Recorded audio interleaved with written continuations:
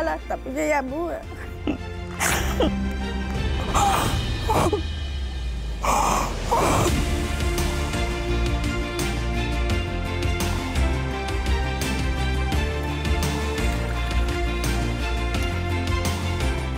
Harapan kedepannya sih lebih maju, lebih sukses, lebih banyak menyerap tenaga kerja baik dari warga sekitar khususnya Desa Pangkalan.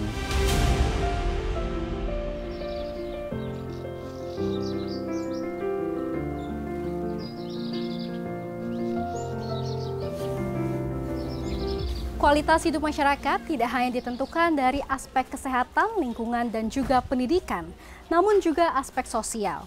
Salah satunya tempat tinggal yang layak huni.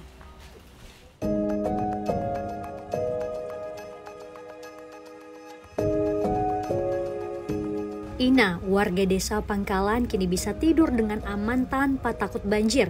Pasalnya rumah yang kini ia huni telah dibedah dan dibenahi sedemikian rupa sehingga kini layak huni.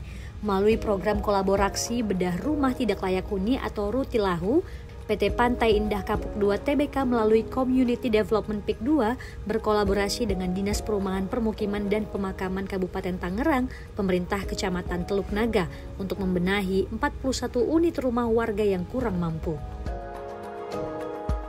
Waktu bedah rumah dari Pak RT ya ajuin sama Pak Haji. Yang itu dia kemari itu ya. Pas dapet seminggu dibedah rumah. Gitu. Jadi dalam seminggu langsung iya. cepat gitu prosesnya ya. Kan rumah saya mah bocor. Tanggapannya gimana Bu setelah rumahnya? Alhamdulillah lah, tapi ya Bu.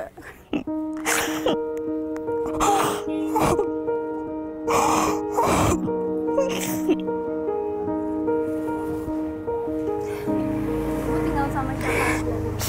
Sama orang tua saya tadi di sebelah.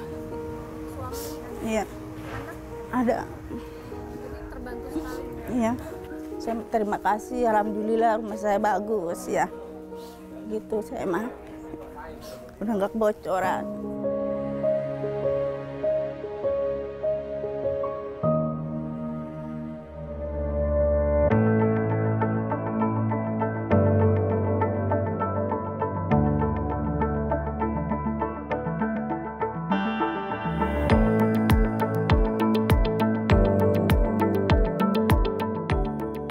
Bukan hanya memperhatikan dari pilar lingkungan, kesehatan, maupun pendidikan, pemberdayaan masyarakat untuk menjadikan mereka mandiri juga terus dilakukan. Hal ini dilakukan melalui pembangunan greenhouse melon dan anggur yang berlokasi di bantaran Kali Cabang, Desa Salembaran Jati, dan diharapkan dapat menjadi salah satu destinasi wisata baru yang menarik di Kecamatan Kosambi. Greenhouse ini dirancang tidak hanya untuk memproduksi melon berkualitas tinggi, tetapi juga untuk menarik minat wisatawan lokal dan mancanegara yang ingin melihat langsung proses budidaya melon dan anggur secara modern dan juga berkelanjutan. Kebetulan kalau untuk masalah anggur itu lebih awal ketimbang melon. Jadi program awal ini di sini di Kampung Adidaya PIK 2, ini kita bergerak di budidaya anggur. Karena mungkin sambil menunggu anggur, kita ajukan lagi dana CSR dari PIK 2 untuk pengembangan melon. Kebetulan waktu itu juga kita dibantu untuk dana CSR untuk pengembangan melon, diberikanlah satu GH, greenhouse, untuk budidaya melonnya.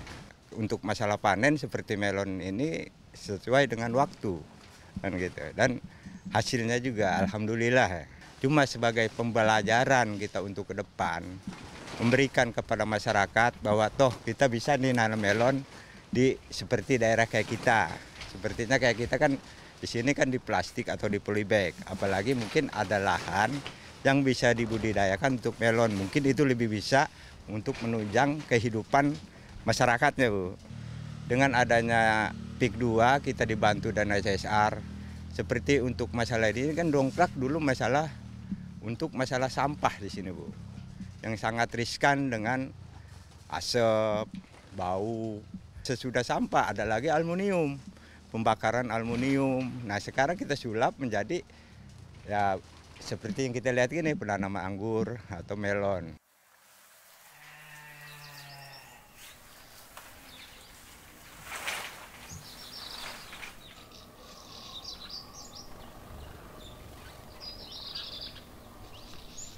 PIK 2 dan Agung Sedayu Group dan Saling Group dalam hal ini memberikan bantuan kepada warga sekitar sebagai bentuk dari tanggung jawab sosial lingkungan perusahaan yang ada di Kabupaten Tangerang khususnya. Terlebih di PIK 2 ini kami yang berlokasi di Kabupaten Tangerang memberikan bantuan atas dasar keaktifan kami dalam melakukan pembangunan harus diimbangi juga dengan pembangunan masyarakat yang ada di sekitar wilayah PIK 2. Kami sudah memberikan bantuan sejauh ini di 4 pilar: pendidikan, kesehatan, ekonomi, dan lingkungan. Tantangan yang paling besar yang kami hadapi sejauh ini adalah bagaimana mempersiapkan kesetaraan, dalam artian menyiapkan sumber daya manusia yang ada di sekitar PIK 2 untuk bisa berdaya saing baik di dalam PIK 2 maupun nanti menghadapi di dunia lainnya. Kami sangat berharap bantuan yang telah kami berikan tidak putus di sini saja, melainkan bisa bersifat sustain. Dalam artian bertahan dalam jangka panjang, sehingga di saat bantuan itu sudah tidak lagi kami berikan, mereka sudah bisa berdikari.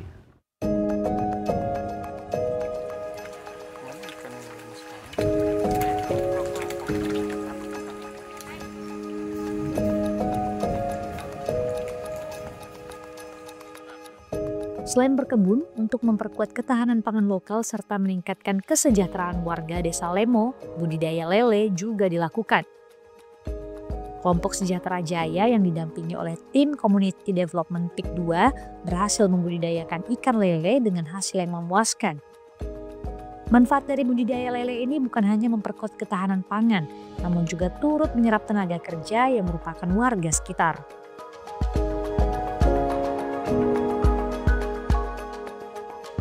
Halo Pak Muslim, apa kabar? Alhamdulillah baik. Pak Muslim, saya lihat ini peternakannya besar sekali begitu ya Pak. Ini dari kapan sih Pak memulai peternakan budidaya ikan air tawar ini? Dimulai dari tahun 2022 kemarin, sudah hampir berjalan 2 tahun yang lalu. Awal mulanya ini kan ada ikan, ada juga kambing saya lihat. Ini mana dulu nih Pak? Oh, ikan dulu. Iya, 2 tahun yang lalu itu kita prosesnya di ikan dulu yang 15 kolam ini, baru kita kembangkan ke kambing dan ke entok. Oke. Nah, awal mula memang pakai modal sendiri kah atau ada bantuan begitu, Pak? Lebih ininya sih bantuan dari CSR PIK 2 yang melalui pemerintah desa dan kita ditunjuk sebagai pengelolanya. Gitu. Sejauh ini udah ada berapa tenaga kerja nih Pak di peternakan ini? Alhamdulillah kesininya sudah bertambah sampai 8 orang. Yang tadinya awalnya mungkin kita bertiga dan lama-lama ya kita bertambah menjadi 8 orang. Oke, jadi sudah 8 orang begitu ya. Nah, ini kan juga salah satu program ketahanan pangan gitu kita bisa bilang ya Pak. Ini sudah memberdayakan berapa masyarakat ataupun warga sekitar sih Pak? Seberapa bermanfaat nih program ini?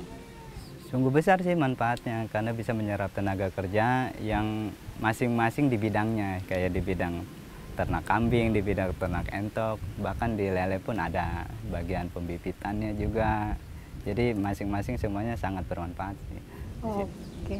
Nah, dari lelenya sendiri, kambing, kemudian entok, ini penghasilan didapatkan berapa Pak per bulannya? Kalau untuk penghasilan ternak ikannya dulu ya yang awal itu dari awal itu mencapai 20 nyampe 30 juta. Per bulan? Per panen. Per panen. Ya, kita nggak nyebut per bulan ya. Hingga akhirnya kita kembangkan, alhamdulillah bertambah hingga akhirnya kita bisa penjualan per bulan. Nah, dalam per bulan itu kita bisa mendapatkan angka sekitar 15 sampai 20 juta per bulan.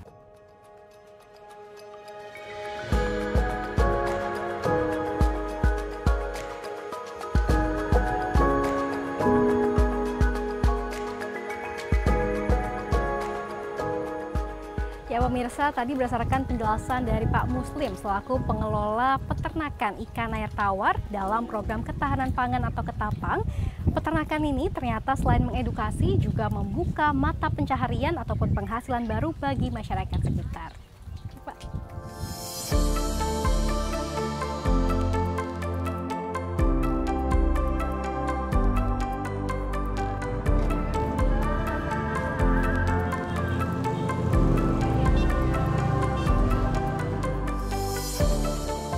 Pojok kuliner UMKM Tunas Jaya menjadi titik akhir tujuan saya di segmen kali ini.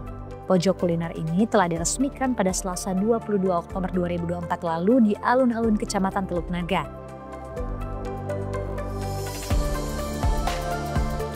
Tempat ini dapat menjadi wadah bagi pelaku UMKM untuk berkembang dan memperkenalkan hasil produk mereka.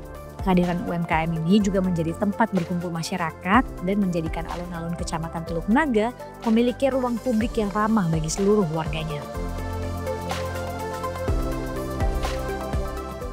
Ya pemirsa, setelah tadi saya sudah berkeliling perkampungan di area sekitar PIK 2, kali ini saya sudah berada di alun-alun Teluk Naga. Karena pemirsa, seperti yang bisa Anda saksikan bahwa sangat ramai sekali alun-alun ini diisi oleh berbagai warga dan juga anak-anak yang bermain maupun sekedar makan ataupun jajan.